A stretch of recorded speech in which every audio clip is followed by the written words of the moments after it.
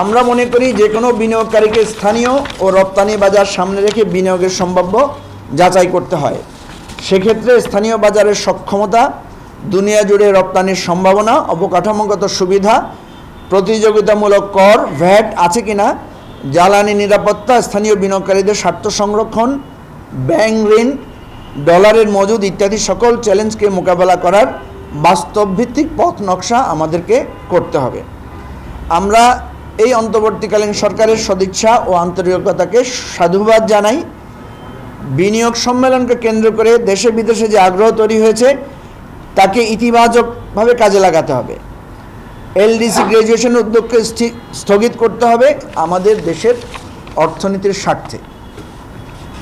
আরেকটা জিনিস আমরা প্রপোজ করছি যে বিনিয়োগকারীদের আস্থা বৃদ্ধির জন্য আমাদের রাজনৈতিক ঐক্য এবং সকল দলের সমন্বয়ে একটা ব্যবসায়ী প্রতিনিধি দল তৈরি করা দরকার, যাদের সাথে এই বিদেশি বিনিয়োগকারীদের একটা এক ধরনের কোলাবোরেশন এবং এক ধরনের সমন্বয় হবে, যাতে তারা আস্থা অর্জন করতে পারে। আমরা আপনাদেরকে ধন্যবাদ জানাই আজকে আমাদের ডাকে তাৎক্ষণিকভাবে আসার জন্য।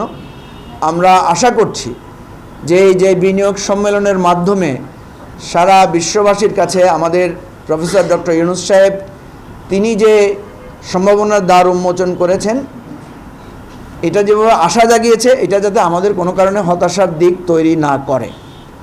পাশাপাশি আমরা বলবো যে সামনে এই সামারে একটা বিদ্যুৎ সংকটের সম্ভাবনা নিয়ে সবাই উদ্বিগ্ন। আমরা এখন পর্যন্ত আশাবাদী, কারণ সরকারের পক্ষ থেকে বলা হয়েছে যে আগের মতো সেরকম লোডশেডিং বা ঝামেলা হবে না।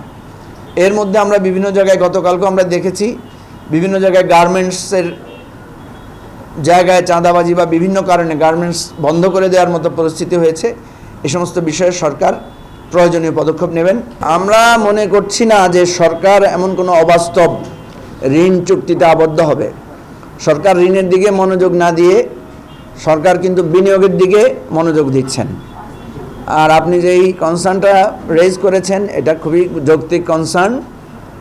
আমরা মনে করি সরকার যদি সেরকম কোনো পদক্ষেপে যায় তাহলে অবশ্যই সেটা সবার সাথে আলোচনা করে সে ধরনের পদক্ষেপ নেবেন, এটা আমরা প্রত্যাশা করি, এবং যার ফলে পরে এটা নিয়ে সংকট হবে না আশা করে। আর এই সরকারের প্রতি সবার আস্থা আছে, বিশেষ করে এই সরকার যেহেতু অর্থনীতিবিদদের দ্বারা এই সরকারের নেতৃত্ব চলছে, সুতরাং আমরা একটা জায়গায় বেনিফিট পাবো। ইতিমধ্যে আপনারা দেখেছেন যে আমাদের রিজার্ভ বেড়েছে এবং আশা করা যাচ্ছে এটা 30 বিলিয়নে উন্নীত হবে। আরেকটা জিনিস আমরা দেখছি যে মূল্যস্ফীতি কমিয়ে আনার ব্যাপারেও সরকার আশাবাদ ব্যক্ত করেছেন যে আগামী মাসে আশা করি এটা 8-এ নেমে আসবে। এর পাশাপাশি আমাদের রেমিটেন্স আপনারা দেখেছেন যে এই আমাদের ঈদুল ফিতরকে কেন্দ্র করে হাইয়েস্ট রেমিটেন্স আমাদের আর্ন হয়েছে, এবং সামনের ঈদুল আজহাকে কেন্দ্র করে আমরা আশা করছি যে এটা এই রেকর্ডকে এটা ছাড়িয়ে যাবে। সুতরাং এই অর্থনৈতিক জায়গা থেকে দ্রব্যমূল্য সহ সার্বিক বিষয়ে সরকারের যেই ক্রেডিবিলিটিটা অর্জনটা তৈরি হয়েছে, এটা যাতে স্থিতিশীল থাকে, এটা যাতে তারা ধরে রাখতে পারে, এটাই আমরা তাদের কাছে আহ্বান জানাচ্ছি।